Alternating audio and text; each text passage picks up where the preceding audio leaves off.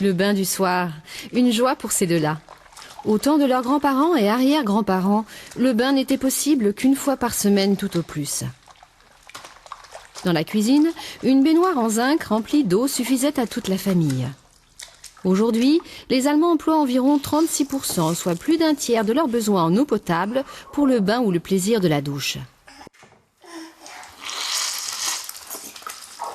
Cela ne provoque aucune mauvaise conscience envers l'environnement ou le budget familial, comme c'est le cas à Berlin-Spandau. Dans ce ménage de 4 personnes, chacun est autorisé à se doucher autant qu'il le désire, bien que les eaux usées soient collectées dans un puits perdu et acheminées plus tard à un coût très élevé. Il est évident que nous devons maintenir le volume d'eau usée que nous générons au plus bas niveau possible. Je constate que nos voisins doivent vider leur puits perdu 2 fois plus souvent que nous. L'eau rejetée par la douche ou la baignoire s'écoule dans un second réseau de tuyaux vers une structure de traitement biologique et mécanique installée dans une pièce de service. Les eaux grises sont traitées en plusieurs étapes. Un filtre spécial retient les matériaux solides tels que les cheveux ou les peluches. Les bactéries qui se développent dans le matériau transporteur renforcent la décomposition aérobique des composants des eaux grises. Un émetteur d'UV élimine les microbes restants. L'eau claire, propre, est à nouveau disponible.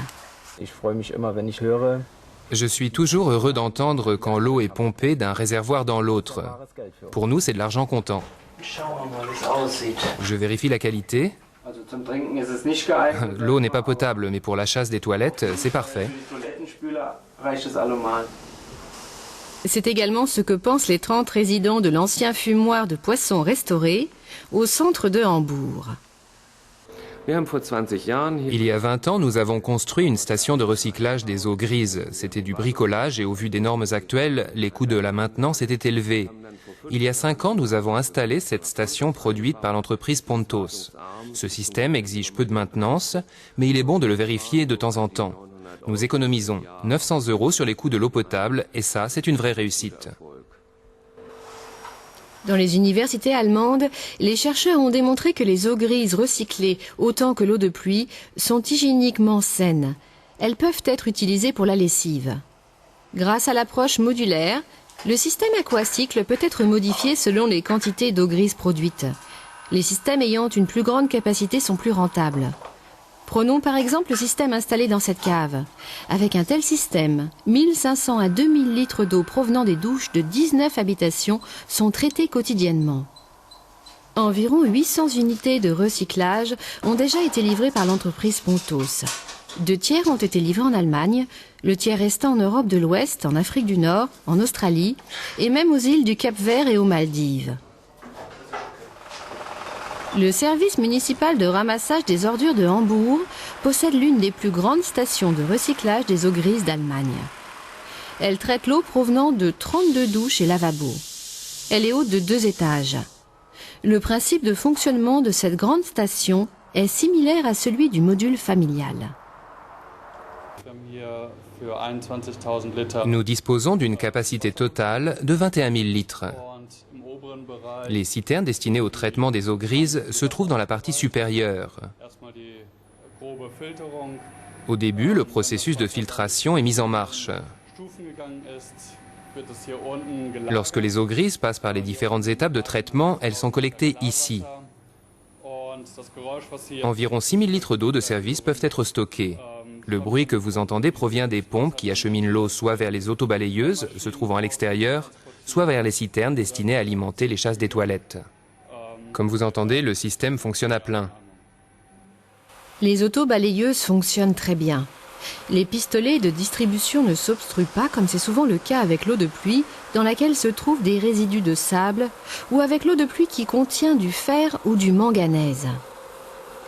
Les eaux grises des douches traitées sont aussi employées pour diluer la solution saline de dégivrage utilisée en hiver pour dégivrer les routes. Les gains sont énormes. Après tout, environ 2 millions de litres d'eau non potable sont produits par cette station. Dans ce complexe résidentiel situé à Berlin se trouve la station de recyclage des eaux grises la plus moderne. Elle vient d'être achevée en l'été 2007. Les concepts de l'eau dont nous disposons et qui datent du 19e et du 20e siècle ne sont pas en mesure de résoudre les problèmes que nous connaîtrons au 21e siècle. L'objectif serait de générer le moins d'eau usée possible. Cela est faisable grâce au recyclage des eaux grises. En plus des eaux grises provenant des baignoires, des douches et des lave-linges, les eaux grises plus polluées, provenant des cuisines, sont aussi traitées pour être utilisées dans les chasses des toilettes des 250 résidents. Un projet de recherche très prometteur, initié par des scientifiques et des industriels, permet aux bactéries qui se fixent sur ces cubes de mousse de se multiplier.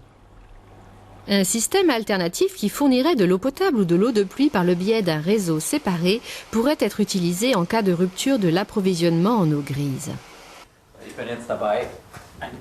J'ajoute maintenant du colorant alimentaire à notre citerne d'eau de service afin de tester les systèmes de tuyauterie et d'identifier les branchements défectueux.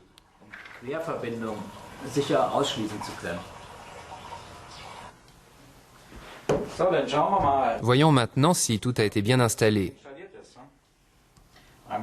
Je tire la chasse ici et la bonneau arrive. C'est notre eau de service.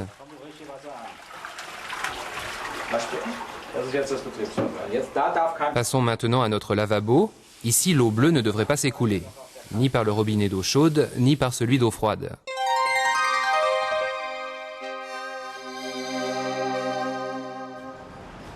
Celles-ci ont existé depuis longtemps à Hambourg, des urinoirs sans eau. Plus de 4000 d'entre eux ont été installés dans des bâtiments publics durant les 10 dernières années. Leur principe provient d'un brevet d'invention de Vienne délivré en 1885. Le département de l'environnement du Sénat a œuvré à faire accepter le système en favorisant une nouvelle technique des membranes. C'est un petit tube qui s'ouvre sous la pression de l'urine et qui se referme quand aucune eau ou autre liquide n'arrive. Grâce à ce type d'urinoir, Hambourg économise 22 000 mètres cubes d'eau potable par an. L'urine ne représente que 1% de la totalité de l'eau usée. Toutefois, cette eau contient une forte teneur en substances nutritives qui ne peuvent pas être entièrement récupérées, malgré l'existence de stations modernes de traitement de l'eau. Les phosphates et l'azote peuvent ainsi malgré tout polluer les plans d'eau. Nous voulons nous lancer dans une nouvelle direction en ingénierie sanitaire en extrayant ces impuretés à l'origine. À l'Institut de gestion des eaux usées et du contrôle de la pollution de l'eau, à l'Université technique de Hambourg, les chercheurs sont sur la bonne voie pour mettre au point des produits de fertilisation à forte teneur. Il y a aujourd'hui de nombreuses avancées dans plusieurs parties du monde concernant les toilettes qui isolent l'urine et où celle-ci est collectée et utilisée immédiatement. C'est le cas en Chine où il existe déjà 1 million d'installations. En fait, nous voulons créer une industrie qui produirait un fertilisant sec dérivé de l'urine et qui serait de grande qualité. Dans de nombreux projets d'habitation en Allemagne, tels qu'à Hambourg-Allermöhe ou à Schöneich près de Berlin, les résidents produisent déjà leurs propres fertilisants pour leur jardin en utilisant le compost des toilettes. En plus des excréments humains, les déchets de jardin et de cuisine sont déposés sur 1 ou 2 niveaux au fond du conteneur de déchets où ils subissent une décomposition microbienne. Une conduite de ventilation reliée directement au plafond et renforcée par un ventilateur fournit l'oxygène nécessaire et permet un fonctionnement sans odeur. Après 2 à 3 ans, le compost est prêt et peut être enlevé. Une terre riche et brune qui sent la terre de la forêt. La plupart des familles se sont montrées très enthousiastes concernant l'utilisation de ce principe de toilette traditionnelle dans leur maison moderne. Lorsque nous avons acheté la maison, nous ne savions pas qu'elle comportait des toilettes biologiques. Au début, je n'étais pas sûr de pouvoir m'y habituer. Maintenant, je dois avouer que je trouve ça formidable et que les bienfaits l'emportent. De nombreuses familles ont fait preuve de beaucoup de créativité et ont décoré leurs tuyaux d'évacuation.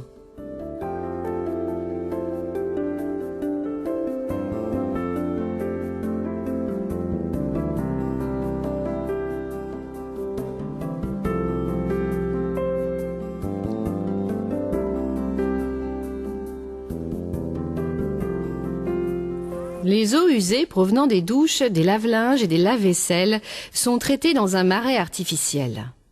L'eau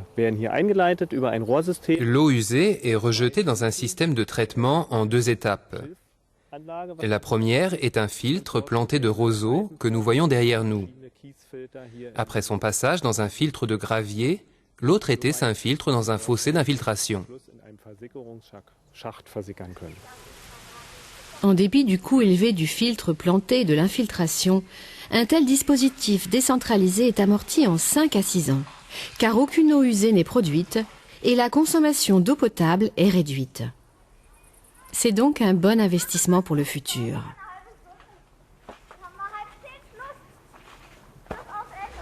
Un tel investissement s'est avéré également payant pour les Lörs à Hamburg-Bergerdorf. Il y a 10 ans, ils ont construit leur maison en transformant une serre délabrée et y ont installé des toilettes biologiques, un marais artificiel et n'ont pas prévu de branchement au réseau d'assainissement municipal.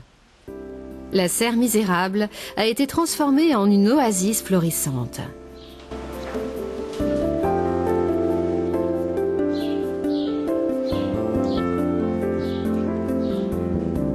Une expérience réussie qu'il serait bon de reproduire dans d'autres régions où des serres cesseront d'exister tôt ou tard.